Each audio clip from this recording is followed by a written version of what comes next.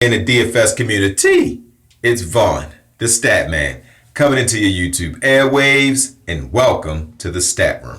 All right, ladies and gentlemen, before I get into what happened yesterday in DFS, I got an article I want to read you guys, but before I do that, let me get into my positive word. And my word for today is mind. Guys, be careful what you put into your mind, because what you put into your mind will be a direct result of what comes out of your mouth and what your body does. They did a test with some lab rats, and with the lab rats, they played some jazz, and these lab rats, they got along. They were really mellow and chill. They put on rock and roll, not rock and roll, but heavy metal. They started attacking each other. They put on aggressive hip hop, like gangster hip hop. They started attacking each other. Guys, it's true. If you listen to a lot of crazy hip hop and you're playing like games and all this stuff that's murder, kill, it can have an adverse effect on you. You know, like that's why they say with certain games that it's mature. You know, like a 12-year-old kid shouldn't be playing, murder, kill type game. It should be somebody over the age of 18. You know, like so why with horror movies, they have disclaimers that, a kid shouldn't do this and shouldn't do that. And with hip hop, I don't think that anybody should listen to any music that says it's okay to kill your own people or to kill people. I think that is it. What value is that bringing your brain? All right, so your mind is a terrible thing to waste, guys. So put positive things into your mind. Like me, I read books like The Power of Focus. I do a lot of seminars. I do a lot of things like that. So my brain is filled with positivity. So when I go out into the world, I give out positivity.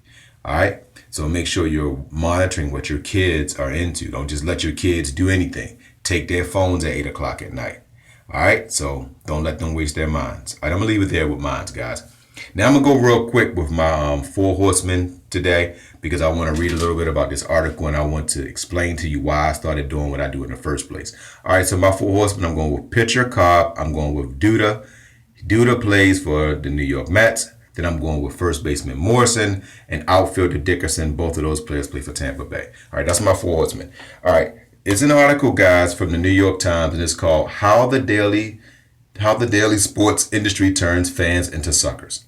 All right, I'm going to read you one paragraph from this. It says, the idea that these sites exist, talking about Fanduel and Draftkings, so that regular guys can make a lot of money playing daily fantasy sports is a lie. Harbor told me Fanduel and Draftkings are optimized for power players to rape and pillage regular players over and over again. I believe that to be 100% true. If anybody has been following me since I started my venture on on YouTube since the beginning of March, I told you guys that's why I have 2 community members. The insane community members, those are the ones who think they could put one contest entry in an unlimited GPP and win. You have a -500,000% chance of winning.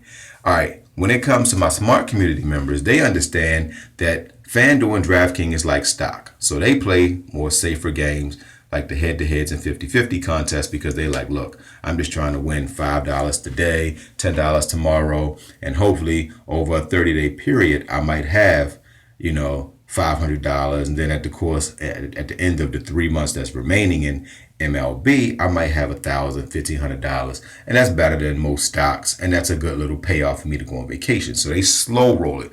Those people typically win because they've understood that the odds of winning a GPP is super, super small. But I told you guys this. I did a test yesterday. I went on and I played the $7 game. I wasn't playing it to try to win. I mean, you always want to win, but I went and I looked and I scrolled down. I saw 4 guys that had at least 50 different lineups in there. One guy had 60. His name was shown 60 something times, and I couldn't even. And that's when I got tired of scrolling. And then at the end of the night, I went back and the 4 people's names I wrote down, one of those 4 actually won, and one of the other guys came in second place. They had 60 variations, guys, 50 variations. So what I'm going to do today is I'm going to put my theory to the test. I believe it takes 25 lineups to win a GPP. I'm going to create 25 free contests today. And I'm going to see how many of those, I'm going to do a percentage, how many of them come in over 200, how many of them at 180, under 100. And I'm going to come on tomorrow and I'm going to talk to you guys about it. All right. So I'm going to leave it there, guys. So when you're playing, play smart. You know, don't go into those unlimited GPPs because you're throwing money away. Play single entries and head-to-heads. All right, so I'm gonna leave it there, guys. Hope you like what I did. You could follow me if you want. And guys, I am on to today. Don't forget to win-win. Give people what they want so you get what you want. Guys, write everything you say down. That's called thinking ink. And guys, be careful what you put into your minds. All right, love you guys.